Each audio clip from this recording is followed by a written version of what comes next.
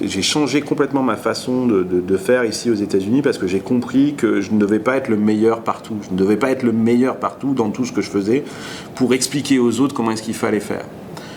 J'étais comme ça dans mes 2 précédentes boîtes qui étaient pourtant des startups. J'étais un peu ce qu'on appelait le Chief Excrement Officer, c'est-à-dire le mec qui gérait toutes les merdes. Et d'ailleurs, quand tu me posais la question comment ça va, je te dis oh là là, j'ai plein de merde en ce moment. Et ça, c'est un signe que tu as énormément de responsabilités, que tu es très impliqué et que tu es très indispensable à la machine.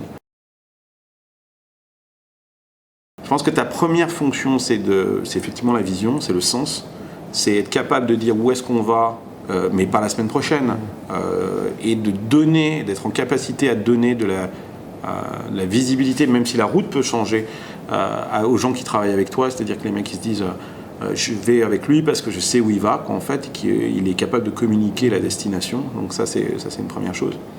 Ma deuxième fonction, c'est le recrutement. C'est-à-dire que je passe l'essentiel de mon temps à faire en sorte d'avoir avec moi la meilleure équipe possible. Ça veut dire se séparer des éléments plus faibles et de faire rentrer des éléments forts qui correspondent vraiment à cette vision et qui soient en adéquation avec cette vision.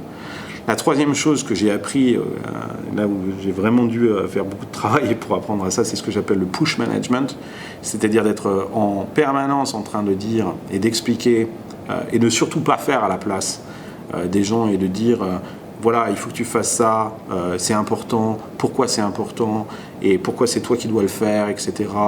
etc. C'est ce que j'appelle le push management. La quatrième fonction, c'est bien évidemment la communication.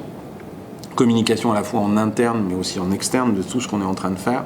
Et la cinquième chose, c'est trouver les moyens. Pour un entrepreneur, ça va être de lever des fonds ou de signer des clients, mais pour un manager, c'est pareil, c'est aller chercher du budget ou de se financer sa business unit par du revenu, des choses. On est dans le même schéma. Et ça aussi, ça c'est la responsabilité. Et quand tu regardes ça, ces 5 trucs-là, c'est un full-time job. T'as pas le temps de faire des choses. T'as pas le temps d'être derrière les gens à regarder, machin. Si tu te concentres vraiment sur ces 5 choses-là, même 24 heures dans la journée, c'est peut-être même pas suffisant, quoi.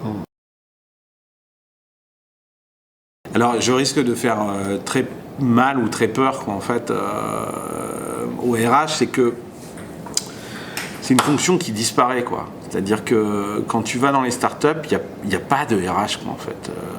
Mais pas simplement ici aux États-Unis. Moi, je suis très pote avec Fred Mazzella de Blablacar.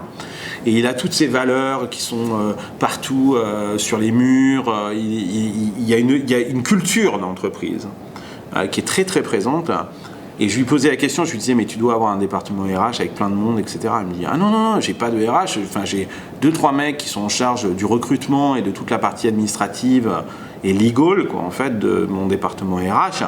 Mais tout ce que tu vois, tout le reste là, machin, c'est un truc qui est impulsé essentiellement par la communication, par ma communication, etc. Et je pense que les startups ici dans la Silicon Valley fonctionnent aussi beaucoup comme ça. C'est-à-dire que on a distingué, on a fait. Alors après, je sais pas, les grandes entreprises, elles ont peut-être besoin. Je suis pas en train de dire voilà. En tout cas, je vous parle des startups. On n'a pas cloisonné les RH dans un département. C'est un truc qui existe partout. Et la RH, au-delà du contrat de travail et de tous ces trucs très nécessaires, mais il faut quand même l'avouer, très pénible, pour pas dire chiant, c'est surtout la culture de l'entreprise. C'est pas une personne ou un département qui va l'expliquer. Ça se vit au quotidien. Et ça s'explique, ça se démontre, ça se voit, etc. etc. Donc voilà, il n'y a pas vraiment de département RH, il y a presque plus un département legal, contrat, et tout le reste après c'est de la communication. C'est de la communication et du projet partagé, quoi, avec les salariés. Et encore une fois, c'est pas un modèle, c'est ce qui se passe ici, c'est peut-être pas applicable.